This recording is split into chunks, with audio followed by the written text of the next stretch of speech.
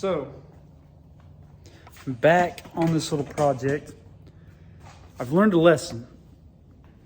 And anytime you're gonna go through a project like this, you really need to be thinking about making a parts list and finding out what all do I really need to get this done. Now, this is totally my fault and just poor planning, is when I had the transmission redone, I didn't even think about a transmission mount. Didn't even cross my mind until I picked it up and he said that thing was trash, I threw it away. I was like, cool, I'll get a new one. Great, I can just go to O'Reilly's or Advanced or AutoZone and get it. Okay, I spent the last 2 days trying to find a Turbo 400 transmission mount. Now I know you can order on Rock Auto, what I should have done in the first place, but I have ran all over town, wasted basically a full day of being by myself that I could have really knocked a bunch of this stuff out, chasing around something that I should have ordered a couple weeks ago.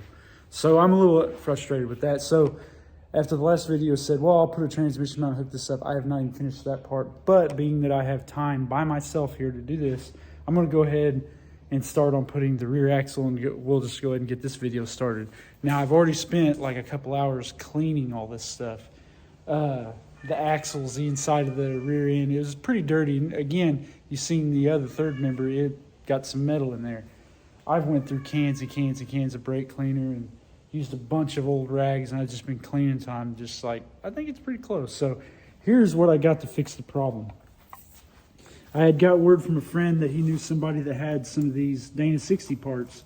So I went and talked to the guy, and this basically, I don't know what 60 it came out of. I don't know if it came out of a front axle, rear axle, Ford, Dodge, Chevy, whatever, but it is a 30 spline Dana60 carrier. Now, I wanted to put a traction lock or a good, like, aftermarket, posi traction in it, because I always like to have, I just think a truck without a posi just doesn't make sense. But the price of parts for this is pretty expensive, and being that, when you have multiple project vehicles, you have a certain budget for each one.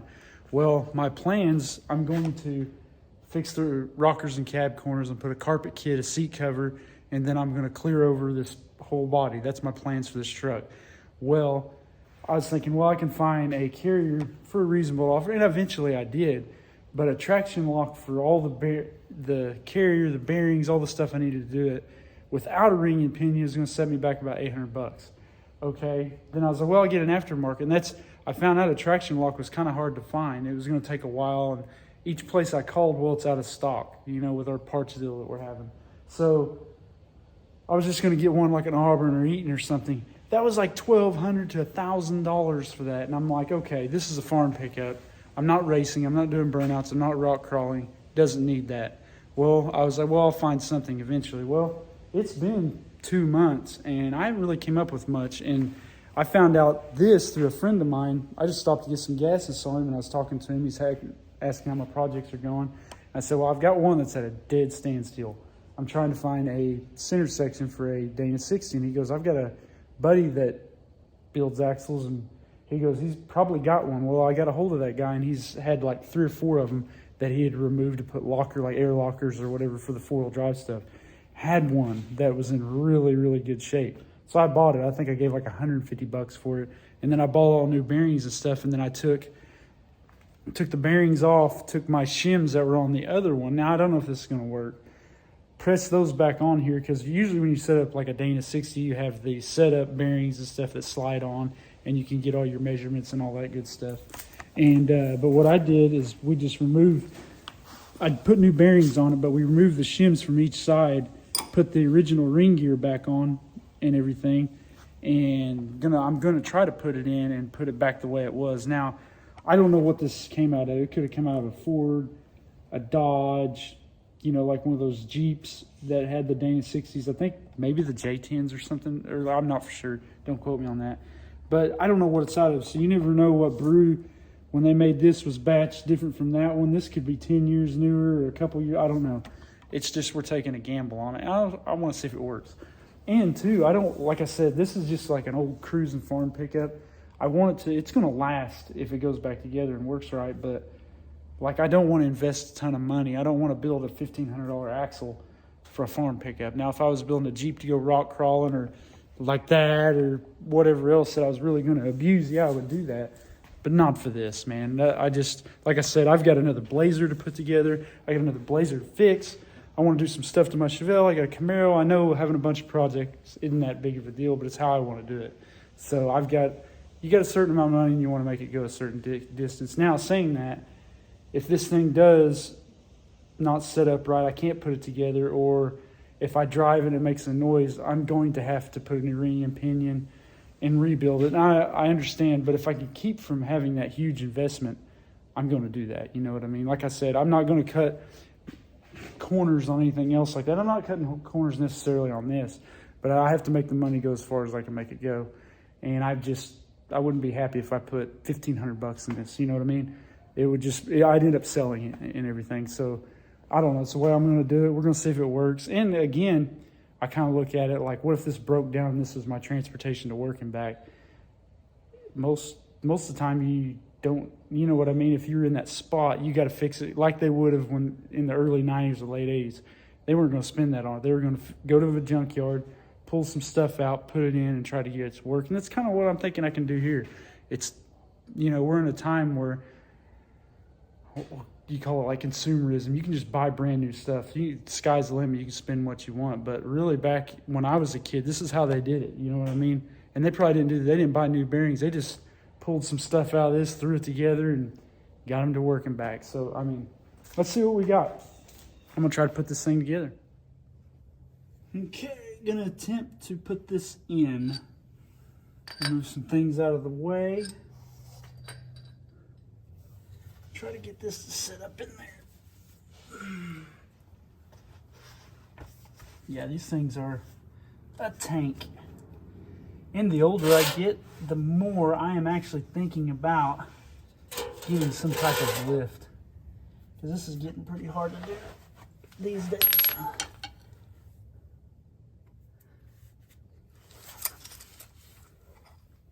It sucks. I did like an arm workout today, so my arms are just shaking. Okay. See if we can get up in here.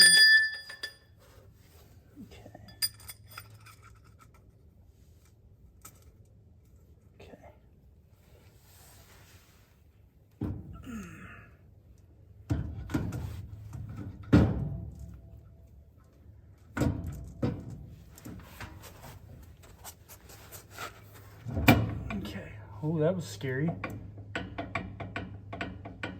That just fit right in. How cool.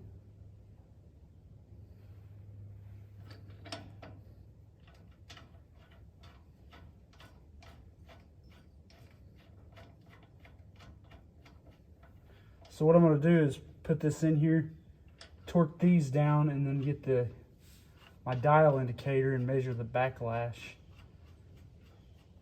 between the ring and pinion. See, because before I measured like, I think it was 12 or 11 thousandths. And that's from what I read, and that's what I've always done. It's within spec. So, let's see here. Wear pattern is right here. So we'll go from there and see what we got. I mean, really thinking about it, it should work. If the casting on this center carrier is the same as the other one, I mean, technically it should wear right in. But there's some of these that you'll put together that you'll have to take a brass punch and kind of pound and work and beat that in there, where this one seemed to fit pretty well, or really seemed pretty easy. But looks pretty decent to me.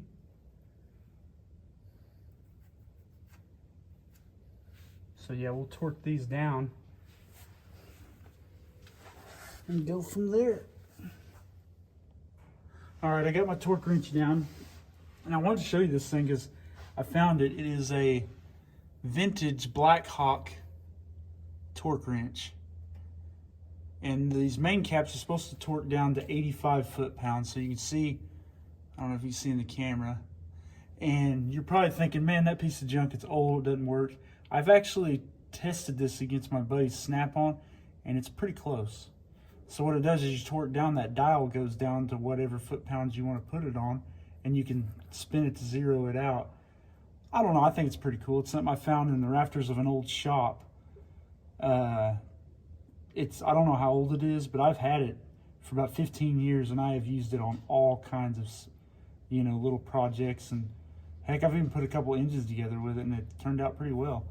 So let's see if we can crank these things down to 85. And then we'll get the dial indicator out and check.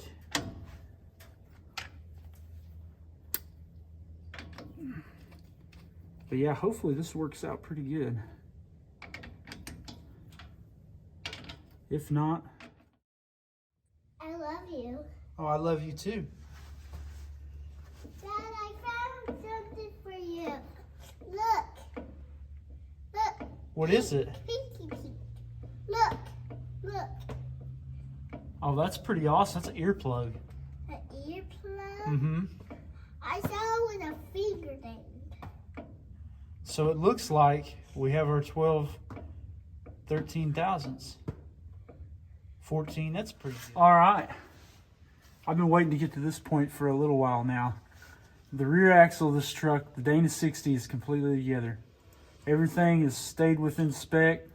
Maybe it's got a little bit of wear on the ring and pinion, but 12 13 thousandths, I'm going to call that good enough for this. And we'll see how it does, because I am going to send it. But yeah, all the axles are back in. We just got to glue this cover on, so this is a win in my book. So there it is. The 354 Dana is going back together. Let's glue this cap on.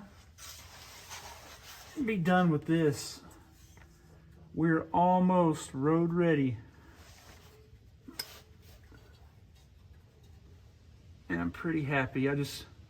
Our next things we're getting into is I got to get that radiator, and it should be in here pretty soon. So we're waiting on that.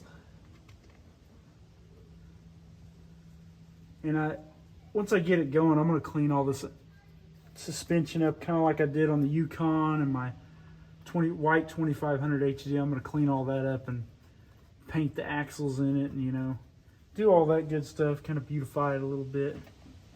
But as of right now, this thing turned into a lot more than what I was anticipating, so I'm ready to just get it going. I'll take care of that stuff after I get it up and going and get the bugs worked back out of it, but let's get this cap on here.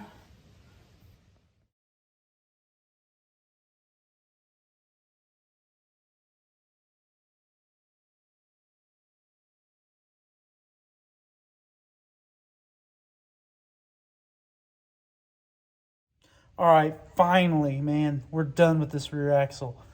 Glued the cap back on. Wheels are back on. Everything's tight. We're done. I'm going to let this set overnight before I put any fluid in. I usually always do that. Let it sit for 24 hours, let that silicone and stuff set up. And then I'll come back with a razor blade and trim the excess off.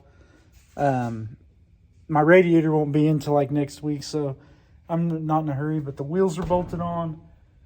Just got to put that transmission mount, put the drive shaft back in next, and then when the radiator comes in, we'll tear into that, and I'll make a video on that. It'll be like the part 3. So as of right now, from the cab backwards, we're done.